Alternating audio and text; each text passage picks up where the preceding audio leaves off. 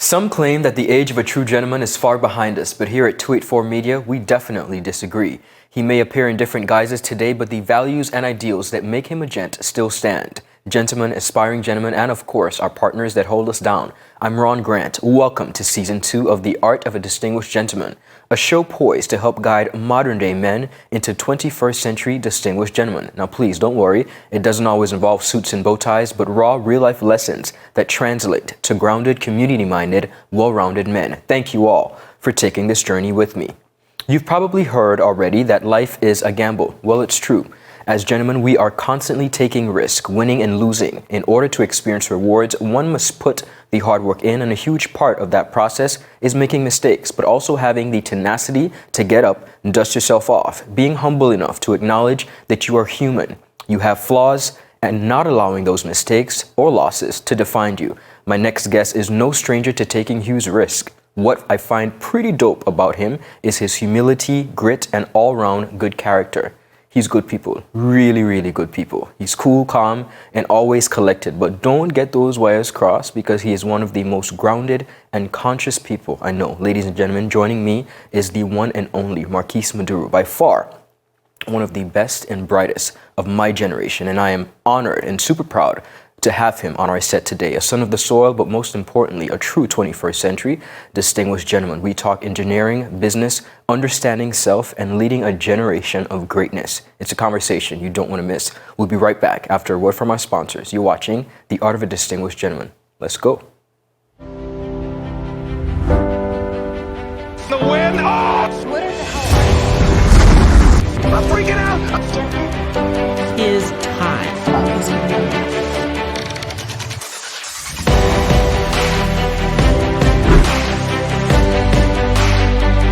284 Music. Coming to you live and direct from the beautiful British Virgin Islands.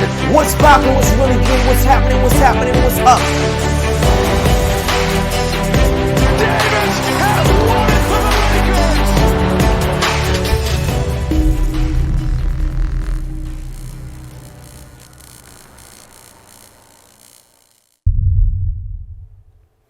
Viewers, welcome back. You're watching The Art of a Distinguished Gentleman. Marquese, welcome to the Thanks set. for having me, man. Absolutely. Marquese is obviously on his wine today. I'm going to stick to what I know. You have been one of the young people of our generation who every time I find myself in a conversation, your name comes up as someone who has truly, whether you know it or not, or whether it's intentional, you are an example of greatness, grit, honest, yet humble, very conscious of self and who you are. For those who might not know Marquese Maduro, tell us about who you are, where you come from, who you belong to, as the old people would say. Well, Maduro, so most people would, figure Bargos Bay, which my dad is from Bargos Bay. So my parents are Penny and Brian Maduro. And as you mentioned earlier when the show was starting, I'm an engineer by trade. That's why I went to school to study. I studied at the University of Central Florida in Orlando, where I majored in civil engineering and environmental engineering. And how I got there was, my dad is into heavy equipment, and I always wanted to be into heavy equipment. That was the one thing that from time I was little, I'd always had that passion. It goes back to my mom telling me, even before I could walk, sitting in my crib, she would hear me start to fuss and not cry, but giggle. And as a baby, you making noises. And for a while, she couldn't understand. But my dad had a backhoe at the time, and I could hear it coming. So I had resonated the sound of the backhoe and that I would soon see him. And she couldn't figure it out because she couldn't hear the backhoe as yet. Okay. And from then all the way up through school, obviously my mom was a stickler for me getting good grades. Yes. But it was one of those things where I just really wanted to be in heavy equipment. And she sat me down a day and she said, nothing is wrong with heavy equipment, but you're a bright young person. How do you want to refine it, or how do you want to capitalize on not just being like an operator or a truck driver? So I said, okay, well, maybe I'll become an engineer, getting into the mechanics behind fixing them and whatnot. And when I went to the University of Central Florida, I started at a community college in Orlando Forest. I majored in mechanical engineering. And when I got into the coursework, I didn't like it at all. It was more mechanics from the standpoint of, designing like robotics, and that wasn't my passion. My passion always went back to heavy equipment. Got it. So I was like, well, already having the core, because already completing our associates in engineering, where do you go from here? Because you don't want to do mechanical engineering. I got a government scholarship, and my mom was like, well, my dad and her were obviously complementing that scholarship with rent and some other things. Yes. So I had to make some decisions, and I went through the catalog and I stumbled upon civil engineering. I kind of started to look into it, which wasn't necessarily with heavy equipment, but it dealt with the project sites and, bringing buildings together and communities together and infrastructure together. And I looked at it at the time and I was like, well, the BVI is a developing country. Yes. So I'm like, civil engineering seems like more something I would like. So I went to the advisor and we made the change. And I never regretted doing that, because as I made the change, I became so more relaxed. It more felt like home. Yes. And then while I was studying civil engineering, I wanted to do sewage treatment, but I couldn't do it as an elective as a civil engineer because it wasn't offered as an elective. I had to become now an environmental engineer. So here we go again, where you go back to your parents and you're like, oh, well, there's one other little thing. And my mom was like, well, regardless of how you do it, you have until X amount of time. Okay. Meaning, because I understood for how my sister was still here in school and whatnot. And I said, okay, so I became a double major. Okay. So I added the environmental engineering because I wanted to get an understanding of the sewage treatment.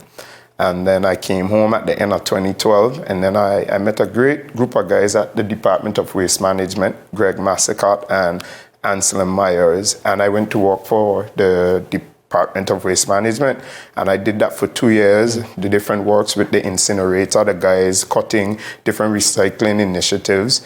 And at the end of 2 years, it was like, well, it's like, where do you go now? Because you actually now became a professional. When I came home from school, I was green. And you couldn't tell me then I was green, though. But I was green. But you admit it now. I admit it now, and it comes from different life experiences in that time. But one thing I'll insert there, Greg Massacre, even to our day like today, I would say is one of my role models. Even Awesome. now we do work together now, and he took the time. And I admire that because there's not that much people that take the time. He took the time, and not because I asked him to. It's something he saw, and he was like, this guy is going to be great. So he took that time and he was able to groom and show me the ropes, teach me how to be a civil servant. And even it's so weird when you ask me about the show, about the art of being a distinguished gentleman, I would say outside of my father being my main role model, Greg helped me to become that gentleman. Awesome. You know what I mean? Yeah. So at the end of 2 years, then I decided, well, I saw an opportunity in the Ministry of Finance as a project engineer. And when I looked at it, it was like, well, okay, I was like at a grade 9 maybe, in the payment scale for being a civil servant. And then the project engineer post was like a grade 12. So, I could disclose that now. It's like the start pay of a grade 9 before tax is like $29,000. So keeping in mind, I have 2 engineering degrees. I came home, I'm making $29,000. But because I was green, I felt like I was on top of the wall. But I worked for 2 years, and it's like, I didn't feel like my life was going anywhere. I had so many things I wanted to do. I wanted to become, like my mom now always told me about it, but I wanted to be like how my dad was. They had built houses before they were 30, they had businesses, and the typical men of old from the generation before. I still believed in that. So I still believe that, listen, I'm going to get my 2 engineering degrees, I'm going to come home, I'm going to build my house, the white picket fence and the dog. And after 2 years of working, I was like, 5 and 4, 9, you add the 1 and something wasn't adding up. So anyway, so I realized then is you have to be ambitious. You have to chase after. If you know you want to get there, you can't just sit. So I went to Greg, being my boss, and I said, listen, I think this post interests me. And he sat and he watched me. He said, as like your mentor, I would tell you, go for it. But as your boss, it would bleed my heart because now you would want to walk away. So anyhow, I took the risk and I went, I interviewed her. I would want to say, well, and then I had to go to PSC, the Public Service Commission. And I always remember going back into the room and Miss Dawn Smith. I think now she's like the Attorney General. Yes. Yes, and I always have a fond admiration of her. She told me, she said, Mr. Maduro, I remember when you came to PSC for your first job. And she said, we realized that you were overqualified. So at that point, I sat in the room, humble, of course, because you're in front of PSC. Yes. PSC is the creme de la creme of the public service. But in the back of my mind, I'm like, I sat for 2 years and did a job I was overqualified for. But I never regretted it. And I never condemned them for it. You know why? Because there were so many things that I learned in that 2 years' time. Amazing. With waste management that molded me for whatever was coming. And I mean, I'm sure during this discussion we'll get into all those other things that have come. But that starting allowed me to, to be humble and to understand certain things. And like I said, Greg taught me a lot of things in and out of the public service. So the price or the money that I might not have made then, I got it in experience. And then I might have gone some places as the start of my career, made the money, but never got to be refined, never got the experience. So you can't put a sticker price on that. So after I left finance now, so I did waste management 2 years, I did the project engineering finance for 2 years. And then at that point, I took a rotation or secondment to the water and sewage department, but it wasn't strictly water and sewage. They had a project office at the time. And I went there like a Friday because the whole thing was they were trying to get more engineers now involved in water and sewage, involved in all the projects with the sewage. You have these pump stations, you have all of these things. So I went like a Friday. I think I remember going to work the Friday, and then I went into work the Monday, or came the Tuesday. Interesting. And I think for 6 months, we were trying to just do all what we could, with the team down there at Water and Sewage and the project office, along with the power of the Ministry of Communication and Works. That's what it was at the time. And we just tried to get people back water, because, in that state of disrepair, people don't have homes and things. A shower became that we take so for granted. It became something that, people were meeting you and hugging you if you could return their water. Because you remember, you didn't have electricity. Some people didn't have roofs. But a simple bath at the end of a day could make the difference between, boy, you sitting down and crying, or you dusting off and you're going the next day. So then a day I remember I was in the barber shop. So this is almost like 4 months into water and sewage. The place had started to, because I would want to say we were still in recovery, but as resilient people, the BVI people, we were able, because I think by Christmas going into that new year, you're right. we had actually started to turn the corner. And I know for some people, they would be like, boy, he talking about, but just from a standpoint of us all working together, it wasn't as daunting by the Christmas. I remember, I think, going into the new year, and I got a call, and it was like, well, the port is looking for a project manager. And I'm like, well, what do I do? Because now I'm getting to the end of my rotation with the water and sewage department. I'm supposed to go back to finance. At the time, waste management had asked me, because Mr. Massacott was looking to leave and do some other things. So they were asking me if I would be willing to come back to the department. And then the port came from, I would say, left field. Because I didn't see that one coming at all. And they came and they said they wanted a project manager and they would like someone local. And they understood that, I'm in that field. Because even though I'm an engineer, going to the project office, I more got into project management. And I liked it, so you got comfortable. So I didn't even end up doing as much engineering by design, but more where you read plans and you put people together, you put materials together, and you see projects come to fruition. So when they called and, we negotiated, and I went to work for the port, and that was something that, again, because now it's like you're ascending. Yes.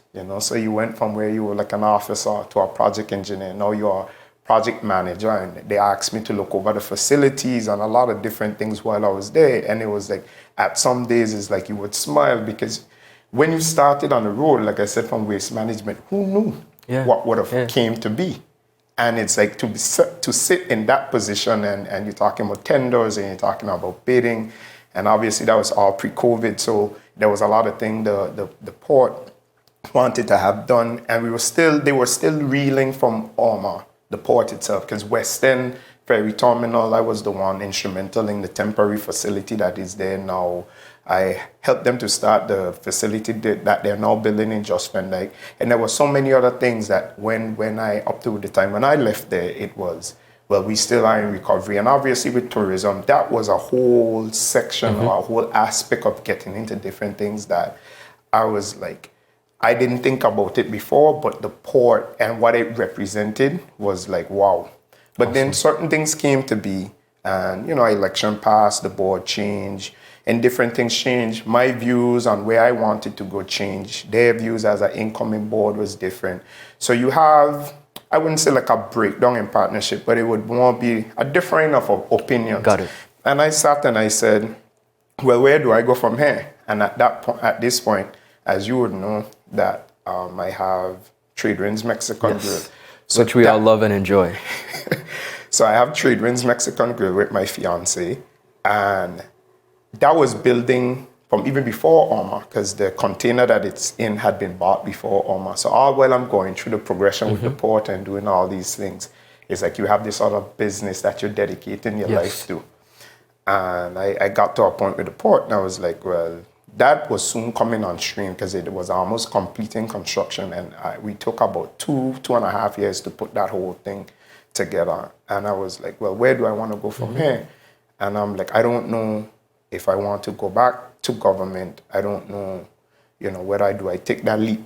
And it's like at that moment, I'd always said that I would want to know what it is to step out, to step off of that cliff and spread your wings. And I mean, I know it's cliche, but it's very important. It for me, it was because I never saw myself as doing 25 years or doing the 32 and a third or 33 and a third. I never saw myself waiting for that time. Yeah, and I have my reasons why, and one of the things that really kind of was daunting is when people would always ask me, even to a day like today, you left government, which, I could be honest, say, I took a leave of absence, and I know there'll be soon will be coming to the time I would probably have to indicate to government, listen, this is what... Your interest, yeah.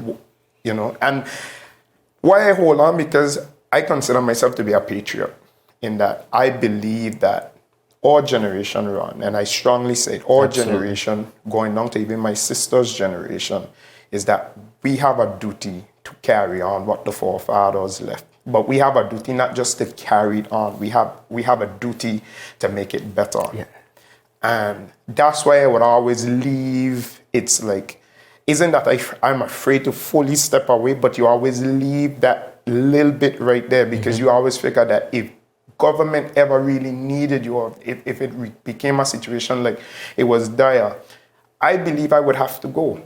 And I say that wholeheartedly in that, because at the end of the day, regardless of what we discuss, people sit and they discuss politics and they discuss what interests these politicians have and all of these things. But if push came to shove, I mean, after almost some people left, but there's a lot of us still here. And there's a lot of us that we would take vacations and stuff, but this would always be home. And someone has to protect that interest. And I believe that if I'm capable, I wouldn't be the answer to all questions. But if you're dealing with media, you would answer that question. If I could deal with waste management, if like I said, if it came to the point where we had no choice, someone would have to go. And even if it's not as a leadership position, even if it had to be as a consultant, because we have to give back. Regardless of what we see going on around us, we all still benefit off of this land. So we have to keep that our minds open, that even though we're traversing our own course, we still need to be able to say, listen, at any given time, it may not be for your whole life, but even if it's just 10 minutes, some people might be 6 months. If you need to give so that to make sure that all of us can continue to go forward, then that's your civil duty. Absolutely well said. I want to touch on the transition, because in that and your tenure at the government of the Virgin Islands, let's talk about some of the lessons that you learned, even with your expertise, and what really encouragement you would give to others who may be in a similar situation, because you would know there are a lot of us, our peers, who are apprehensive about branching out and having the confidence, like you said, to jump off the cliff. Speak to that. What I would say is, even it's a lot of things when you want to decide to leave the service, or when you decide that you're going to leave maybe something sure, because obviously, for myself, I don't have any kids. And I always acknowledge the fact that when you have a kid and you have someone, especially if, we have a lot of situations where you have single parent homes, you have to know where that sure income is coming from to attend to the needs of your child. And that always becomes priority. But outside of that, how I looked at government when I stepped away and what I think other people should look at is the fact that, okay, you come into the service and you work for, I think early retirement again is about 25 years. Yes. You have to look at where you are, you have to look at your skill set, and you have to look at, okay, if I need to move up, because there are things that I'm sure everyone wants to do. When I say that, like, your life goals. Some people, like, I've already gone to school. I don't know if I would even entertain going back to school. Yeah. There are some people who would like to cross that bridge. There are others like me now. I would like to become a homeowner. So that comes at a cost. And the cost of land here is ridiculous. I ain't afraid to say it. It's the truth. And the cost of building as an engineer, I could tell you, is even worse. So when you sit in your position that you are in government, even though it provides a level of comfort, the question you have to ask yourself, these things that you want, when are you going to attain them? And I'll segue just a tad and say, if you think about buying land here and you go through the bank, I think the average land loan is probably like 10 to 15 years or something like that, give or take. I mean, you go, whoever is interested in buying land would go to their bank and they will inquire. So then if you're paying on it, I would want to believe you have to reach to a certain amount of payment. So you have to bring down your principal to X amount of money before the bank may entertain giving you a mortgage Correct. to build a home. So a mortgage on a home, I think, is typically 30 years. So if you're following me now, if you paid into, you took a land loan at 10, We're in class, guys, okay? So listen. if you took a land loan roughly at 10 to 15 years and you waited halfway through before you could get a mortgage, so that's 5 years in. Remember now, you had to pay a deposit down to buy land. So what I'm basically getting at, like I said, I don't want to make it too long so you could lose me, but you have to work in the government service X amount of time to be able to save that deposit to buy that piece of land. Everyone would be different on how quick they can save that money. And then you're going to pay on that land for a while. So let's say you may be in the service 10 years before you're even able to start to build a house. And then you add a 30-year mortgage. So at what point as a civil servant would you be able to go home? When I say go home, at what point would you comfortably able to retire? Absolutely understand. So what happens is I find a system, in my opinion, and I say it humbly, I'm not trying to point fingers at anybody or the politicians or anybody that might be in that situation. But if you had 30-year mortgage on your 10 years of service, you almost talking about 40 years of service. So what ends up being the case is young people like us come in and we meet someone who's sitting in a position for X amount of time. Speak the truth. And we're waiting to ascend. We're waiting to move up. And this person is like, well, not budging. Hold on there, buddy. I have some bills. I mean, I ain't not tell you they have bills. All of us have bills. But so at the end of the day, now you sit there when you should have already ascended, and you maybe sit there under our old regime, and it isn't our old regime in that oh, they're old and we're young. I believe in anything is you give your time. Yes. Even as a young person, you give your time. If you give 4 or 5 years to a post, you allow somebody else to come along and you move on, because it's as simple as a room and project management.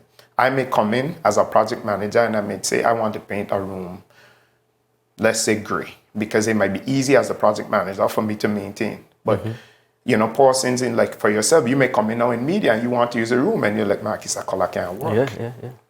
Perspective change certain things. I think that's what happens now in the service. We have certain people that have sat there for so long that we don't have that change in perspective. Agreed. So what I would like to suggest to persons is that, okay, even if you don't want to walk away from the service because you have that blanket, and I think a lot of people have been coming out, even in like US media, and telling you when you get your own business, don't just walk away from your job because you need that overlap. You do. But then you have to ask yourself, if you're not trying to advance yourself, whether you're going to get your own business, you're going to go back to school, you're going to make investments, whatever your comfort zone is in trying to make that extra dollar. If you're just sitting and waiting, you have to ask yourself, if I'm sitting maybe as like second in line or third in line to a head post, how long realistically do I have to wait? Very true. And you may need to get in that post to get the things that you want done. And what you have to look at, most of us probably when we do get kids now, they're going to want to go to college. So when you add now your kid's student loan, or if you're assisting, like my parents assisted with my rent and stuff, even though I got a college scholarship. So if you're not paying your mortgage, you're at the end of your tenure where you should be going home. You're like, okay, well, when my mortgage is now, maybe my retirement money, my social security could pay that. But then just when you're probably thinking of walking out the door, Ron, you get a child and they say, man, daddy, you're going to be a doctor. And you're like, wow. Absolutely. Because now a doctor requires how many years of schooling? How can you just walk away from the service? But you're sitting in a position that a other younger person really needs because they need that cash flow. And I'm not trying to make it all about money, but they need that supply of funding in order now for they to start their life so that they could get the house. They could get the I picket appreciate fence. your honesty, and I hope the gentlemen who are watching are literally taking notes. You're being schooled by one of the best. You, in all humility and in articulation, and expertise, I must commend you on being one of the most skilled in your field. Congratulations on that and continue the remarkable work. Believe it or not, we're almost out of time. Speak to your company and your project management. Company. So PMCS, Project Management and Construction Solution, was started by myself. And I get great support from my fiancée, Shamora Penn, in everything that I do. I really The lovely Miss Penn. I really appreciate it. As I mentioned before, we have Trade Winds Mexican Grill together. But PMCS is how to say it? It's like my life's work that I've not yet accomplished. If you understand, it is something that I want to become. When you hear about PMCS, it resonates like system engineering, it resonates like BCQS. Right now I focus on project management, which I have different portfolios that I manage. And hopefully, it will get to the point where we get into probably even more engineering services, adding more. Right now, it's mostly myself that does the work. If I need to do a subcontract or something like that, I will. But I try to, keep it small for now because it's just starting out, trying to get the kinks, learn the ropes, now being on the outside, learn the ropes. And obviously, you don't want to walk on nobody's toes. I mean, because like I think we were talking, you and I, earlier about the whole thing about being different. And not all of us doing the same things. So I want to, take my time, find my niche or my corner of the market where I'm comfortable operating. Everyone else who was there before me, they're comfortable operating. And then we could more work together. Bosses that I'm trying to compete and against. Which you have a lot of, and it's a part of it. Exactly. So for me, it's something that, it's passionate for me because it's mine. Yes. It's something that I didn't foresee I would have had already because I always wanted my own consultancy. But I figured maybe when I'm about 40, that will come. And it kind of came at a point of more need. But I'm glad it came. And like I said, I offer project management services. We look at different construction situations. We offer advice for persons who may not sure where they want to take their projects or what they want to do.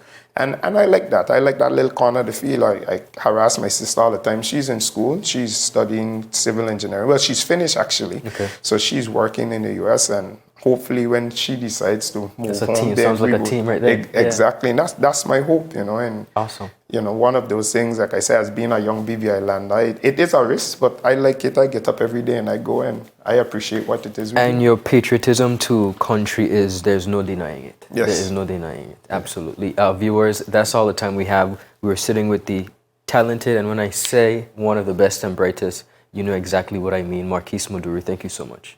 All right, thank you. Brilliant Hands and Minds Tutoring Service.